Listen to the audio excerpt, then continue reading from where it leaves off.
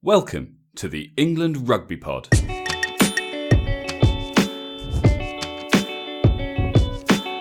Thanks for downloading episode 82. We're putting together our prediction/wish list for the 23 to face South Africa in the opening test in a few weeks. You're listening to the England Rugby Pod, the rugby podcast that believes England will win the World Cup in 2019. Hey guys, welcome back. As promised, it's prediction time. I'm joined by Dan. Hi, mate. Morning. How you doing? Yeah, good. We need to get these predictions out. We've discussed the format of doing this, and we decided the best thing is that we're going to put together our prediction for our England Rugby Pod. I guess the team we'd like to see. Eddie Jones might be more tactical in his choices. This is the team that we would like to see. Whether or not whether or not we're thinking along the same lines as Eddie. Well, do you know what? I'm looking at the team now, and I think it looks like an awesome team. With what's available, I really like the look of this team. Will Eddie go with this same team? Do you know what? I have no idea. Eddie has surprised me. It was only a few weeks back. I was saying there's not a hope in hell it's select Cipriani to go on the tour. So, what the hell do I know? Although, I did call Cipriani going to Gloucester and Haskell going to Northampton. Yeah, I'm not sure that you just analysed patterns of player movements and what was there not rumours? I built an algorithm myself. mate, and I could just tell. That's what. Did you call it the rumour mill? I did, nice, and nice. That sounds like a good album. I basically got there ahead of anyone else. I knew before Cipriani knew. Did you? Nice. Well, let's crack on. Let's keep this one short and sweet today. It is Wednesday the 16th. We're gonna get this out for you today. So we need to crack on and let you know what we think. Yeah. Okay. So let's look. So we've got here the 23, but we want to start from the first test. Yeah. So let me go front row and you jump in because I have predominantly sort of picked who I want. So please sort of jump in and challenge that. So starting 15, my front row, I've gone Mako, Luke Cowan-Dickie and Carl Sinclair. Interesting. I mean, yeah, doesn't really... Cowan-Dickie, Jamie George are the two, and I'm assuming that Jamie George is on your bench. Personally, I started Jamie with... George, yeah. Say again?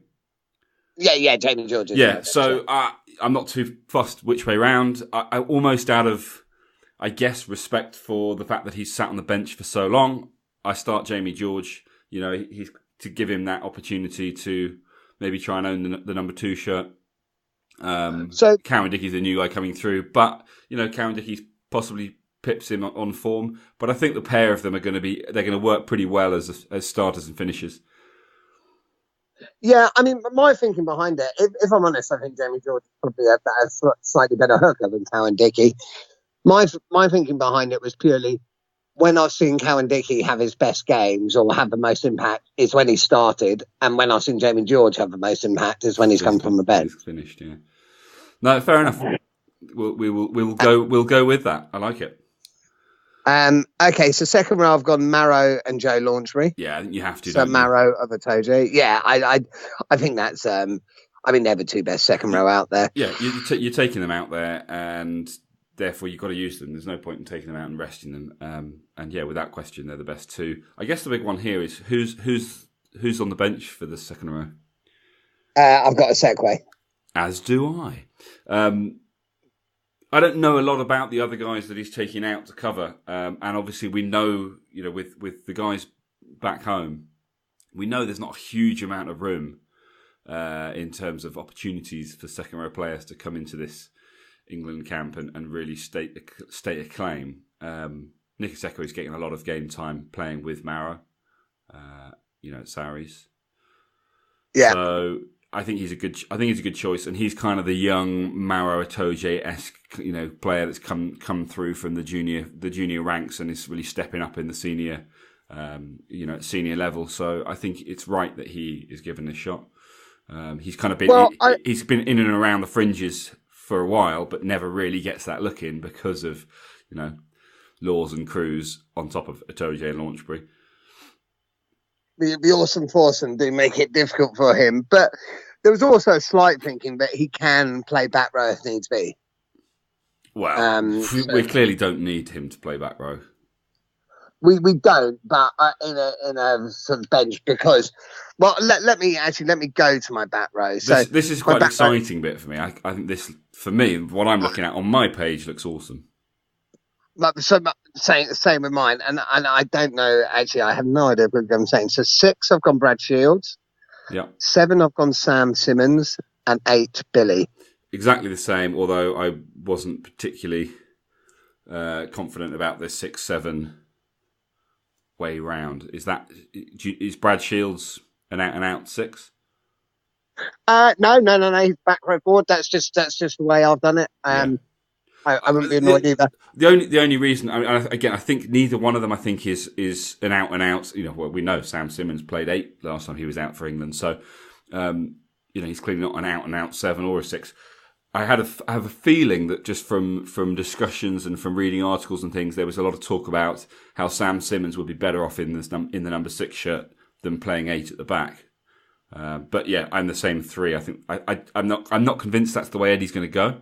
I think I did read that he sees Brad Shields, or at least he claims to see Brad Shields as a replacement, a backup for Chris Robshaw.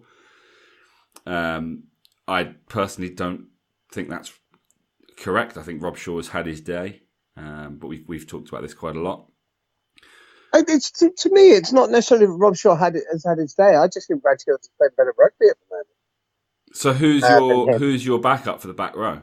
Well, actually, I don't even have Robshaw there. I have Jack Willis. I don't think you can have. See, Robshaw for me is one of those players that you start him because of his experience and his work ethic and all of that kind of stuff and his leadership, or he's not involved. Yeah, and I agree. That's why I've gone Jack Willis, because he is more an out-and-out 7. So if suddenly the game goes that way and we think, do you know what, we do need somebody sort of fighting for those turnovers, an out-and-out 7, I think you've got Jack Willis there. Yeah. You've got cover at, like, pretty much any of them can play at 6, including the set play. Yeah. If Billy got hurt, you can move Sam Simmons to 8. And Brad Shields could cover 8 if needs be as well. So yeah, there's plenty of options, isn't there? Itoje, we know, can cover back row if necessary, although we prefer him not to. Yeah, exactly. So yeah, my back row, yeah, sort of Shields, Simmons, Vernopolo, and Willis on the bench. And I think Willis has earned it. He's been so good for Wasps. Yeah, that's true. I'm very, very happy with that selection. Onto the backs. So my halfbacks, I've gone Ben Youngs and DC. Yeah. I just don't. I mean, George Ford, he did have a good last run out for Leicester. He actually had a really good game, but overall, I don't think his form's been consistent enough. Danny Cipriani, we know, he's nominated for one of the players of the season. Yeah. He's just been. You have to play him. I don't think. You've gone underwater. Is that better? Yeah. What did you do? No idea. Oh, how weird. Continue, sir. Continue. Right. Yeah. So, like I was saying, Danny Cipriani he's just played so well. I don't think there's any point taking him if you're not looking to play him and genuinely start him. He's been the fly half of the season by a mile. Yeah, guys, what you may have missed when Dan disappeared underwater a moment ago is that Danny Cipriani and, as it happens, Don Armand both nominated for Premiership Player of the Season, along with I think 3 others, and that gets announced tonight. So we obviously don't have the results for you now. We will get this episode out for you tonight, so it'll have to be in our next episode when we reveal what happened there. But obviously that's great for him, great for England. I 100% agree with you, Dan. I think Eddie Jones, I think, said it in the past. Danny Cipriani is a starter. Unfortunately, I don't think he still sees him that way. And what I mean by that is, as much as I agree with you and I think he should start, I don't think he will. I think Eddie will put George Ford in at 10 because it's tried and tested.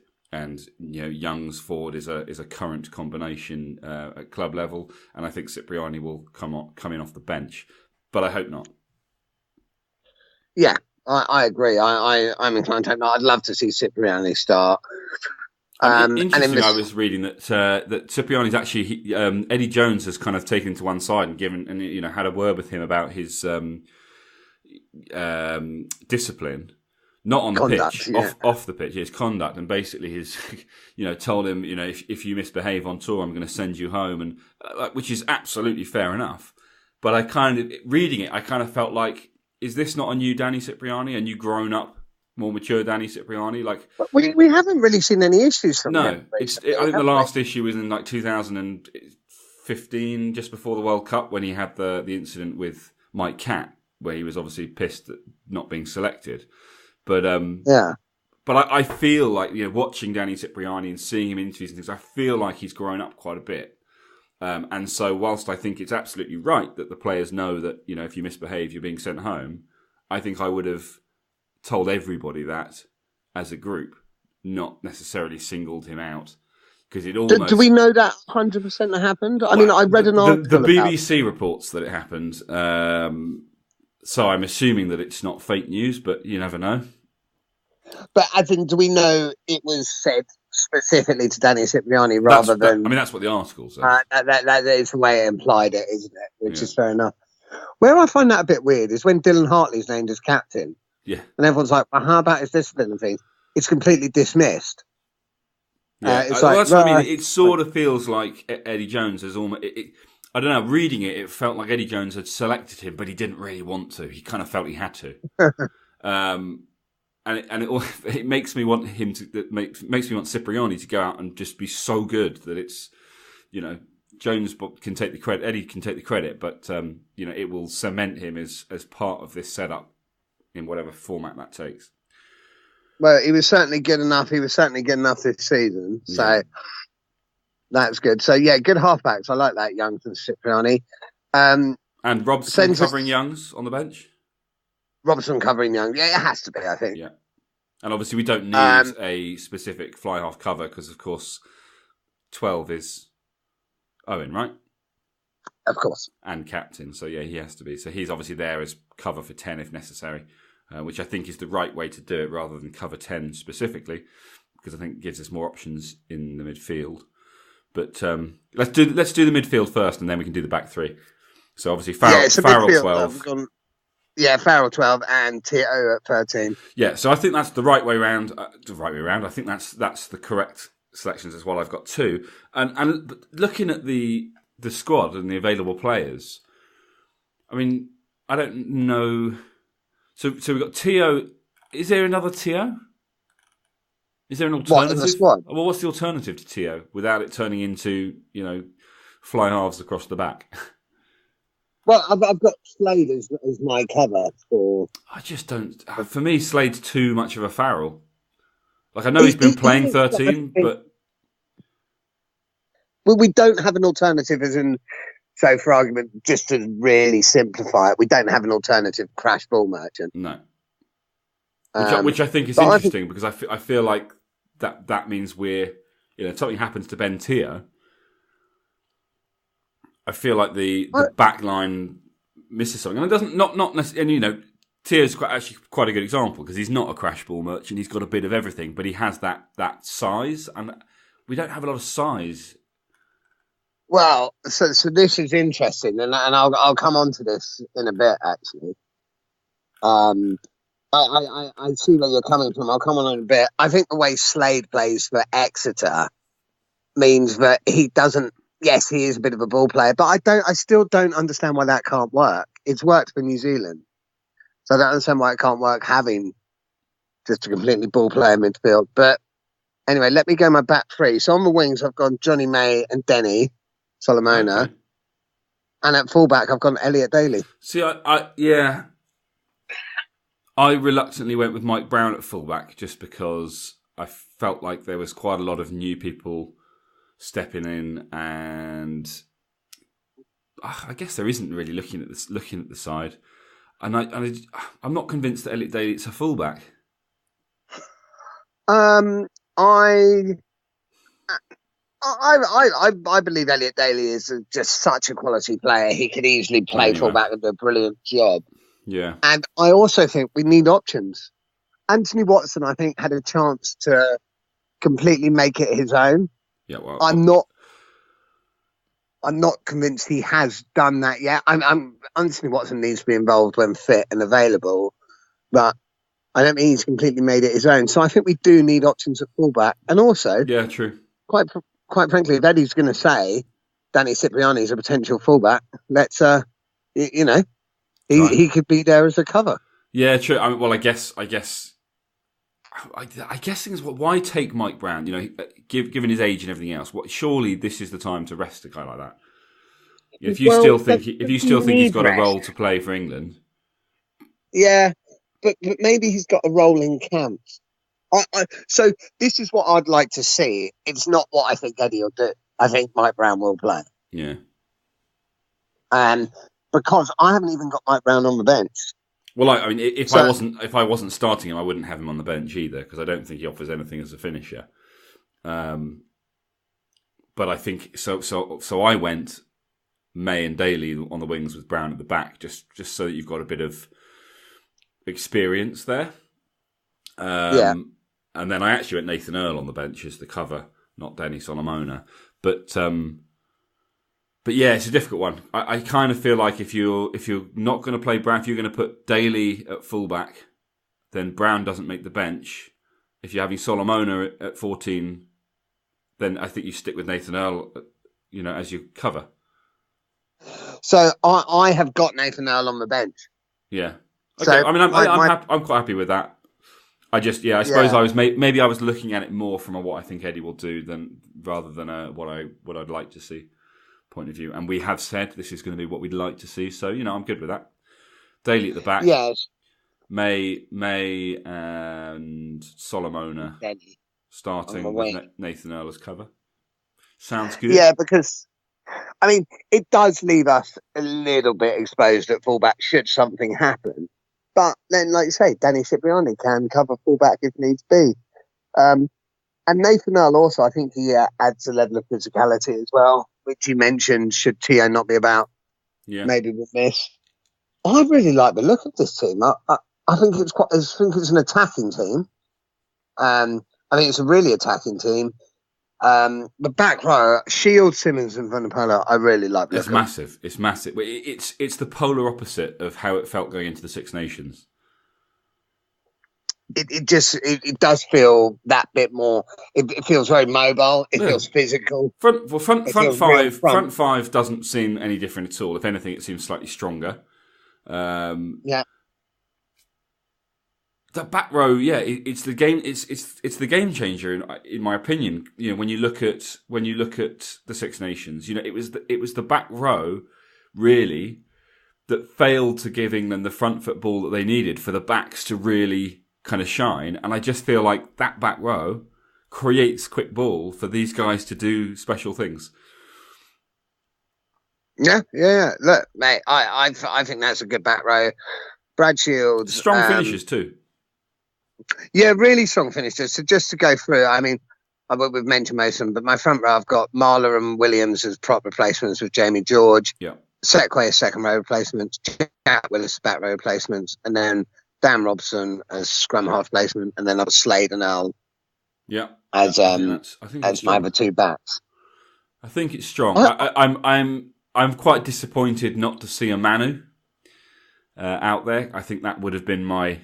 I think if Manu was on tour, he'd possibly start, but certainly if not, it would be Tio and Manu kind of covering the 13 channel really for me.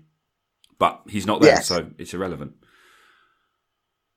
But I'm happy. I like it. A lot of this. I mean, it'd be interesting to see how close we actually get to the team because before I found Eddie in certain positions almost predictable, but now I think he's less so. Now I think he's more willing to change it up. So I think my biggest concern is that I'm not convinced that back row is accurate. it's what we want to see. I just don't think we're going to, because I think that Rob Shaw is going to be included. And by including Rob Shaw, someone else that we'd like to see isn't going to even make the 23. I think if you include Rob Shaw, Jack Willis might miss out.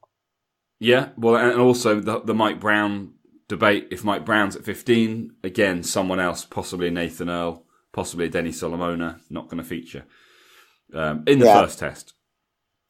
I'm looking at the rest of the team, and I'm fairly confident that Cipriani is going to feature either on the pitch or on the bench. I hope so. I just don't think you take him for the experience. He's an experienced player who's been around. He's not like he's getting his first cap, and therefore just being with the squad is kind of a good experience. You take him because he's firing at the moment, and you see what he can do. And Eddie Jones might be saying, look, he's got one chance. If he takes it, great. If he doesn't, then tried and tested. But I feel like he's in the right place to step up and take that chance. So I'm looking forward to it. So I think there's more chance that Ford doesn't feature in the first test. But I think that the back row, we may be asking too much to see those three start. I hope we're not. Yeah, I think they'll be involved. Sam Simmons had a great season, as has Brad Shields. Billy obviously hasn't because he's been injured, but we all know what Billy's about. So yeah, you want Billy involved whenever he can be. You want Billy involved, and I'm pretty sure Eddie thinks along those lines as well.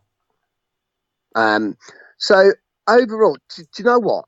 When I was going through that squad yesterday, I was looking at it thinking, Jesus Christ, we got some good players. We got some real strength and depth. When you think what we've left behind. Now, actually, I wanted to bring up that because we may have been wrong about Don Armand, might we? Yes. So I think we said last week, and to be fair, you look at all of the squads and things that have been announced. There's no mention of him anywhere, including the lists that say left out because to rest or because of injury. He's just not on the list. I don't understand why. Yeah. But we read an email from a fan, Tom Fossell, last week or the week before, I think it was. He was talking to us about rugby in the US and things. He actually got back in touch, and something that he mentioned, well, two things. So, firstly, he says that as far as he's aware, Don Armand is injured. So, if we've somehow missed that, we apologise. There's probably a ton of you out there going, yeah, we all know he's injured. Move on. But like you say, sorry to cut in, before you went, like you say, if he is injured and we've missed that, and I'm sure Tom is right here, why was he not mentioned on that not available for selection or not considered? It's a bit weird, especially as, not only is he, has everyone been screaming to have him involved, but he's also on the list for, Premiership Player of the Season. So it boggles the mind. Because you'd like to, he would surely be a great addition to that touring squad.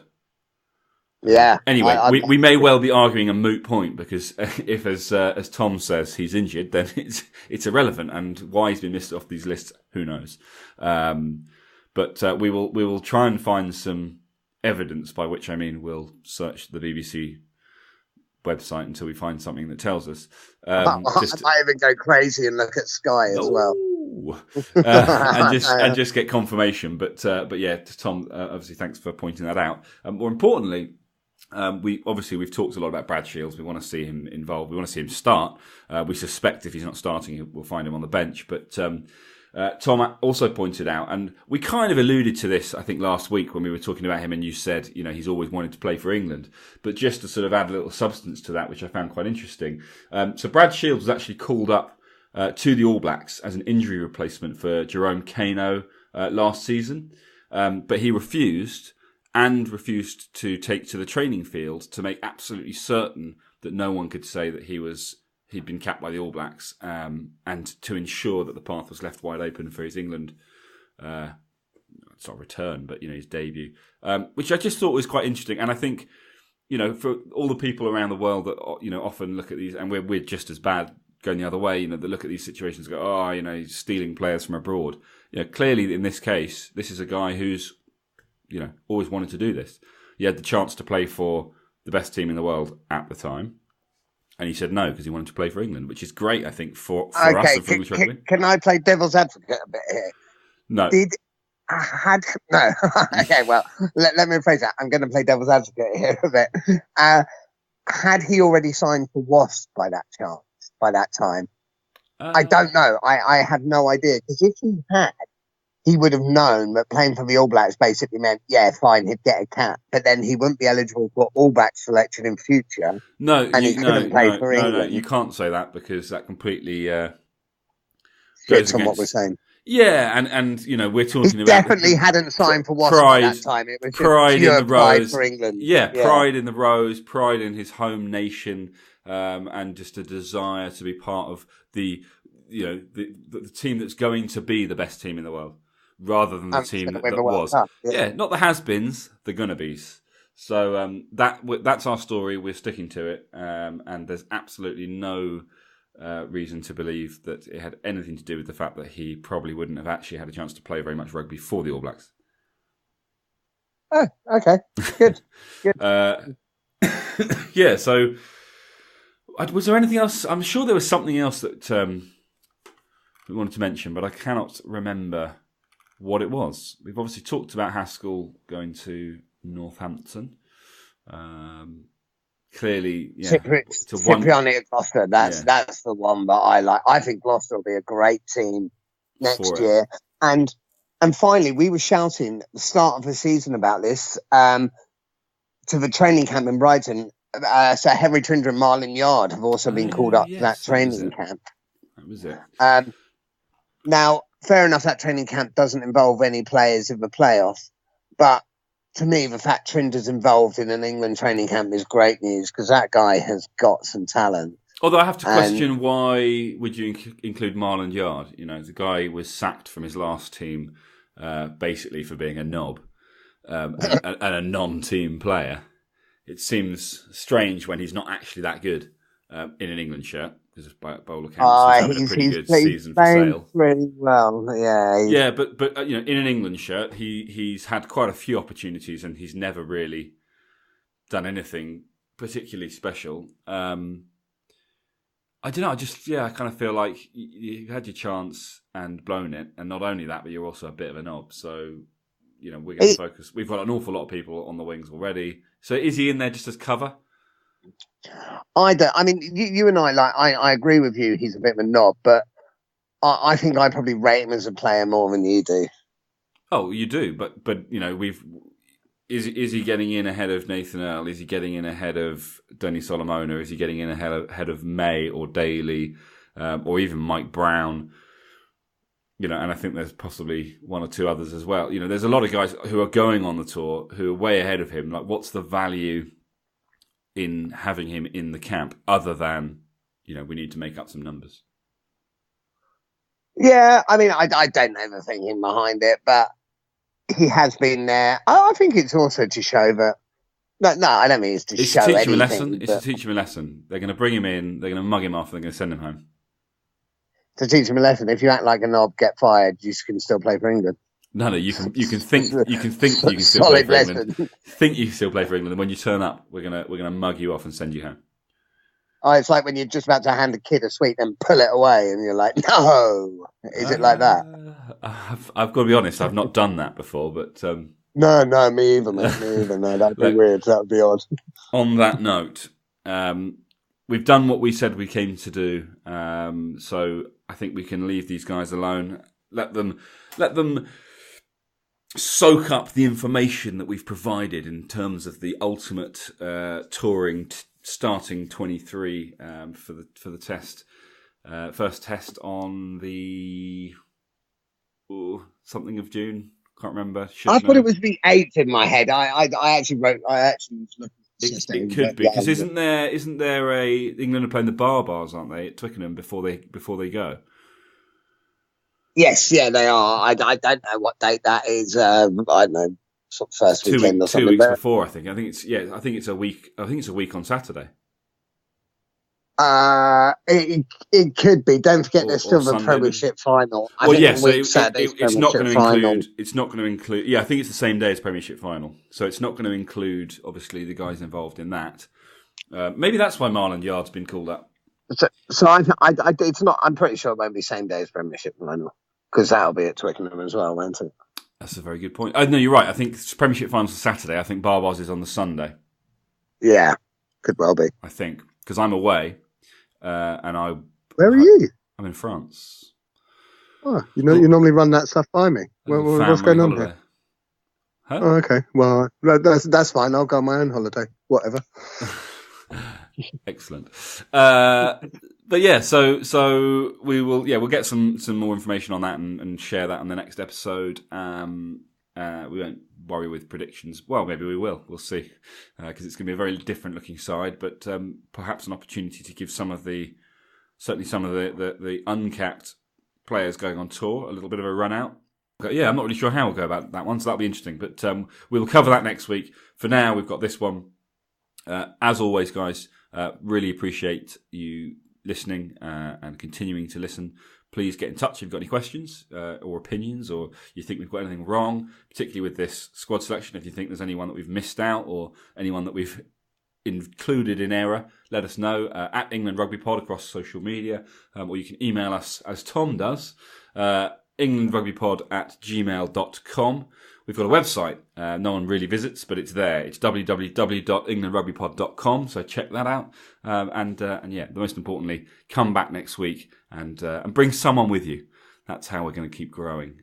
But yeah, guys, thanks so much for listening, and we'll catch you next week. Cheers, guys.